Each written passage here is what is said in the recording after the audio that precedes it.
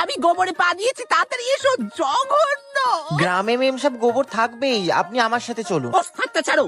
How dare you touch me. দেখো, আমার বাবা নিজের ভাগের সম্পত্তি আমাকে দেবে না বলে আমাকে তোমার সাথে বিয়ে করতে হয়েছে মাত্র 6 মাসের জন্য।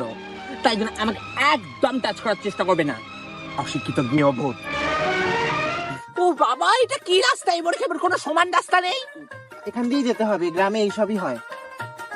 আসুন মেম সাহেব, এটা হচ্ছে আমাদের বাড়ি। ও গড ব্লেস মি। কি গরিব, কি গরিব। টাকার জন্য কত কি করতে হয়। চলো। মেম সাহেব, এটা হচ্ছেন আমার মা, নমস্কার করো। না না, থাক, করতে হবে না। মেম সাহেব, আপনাকে বললাম।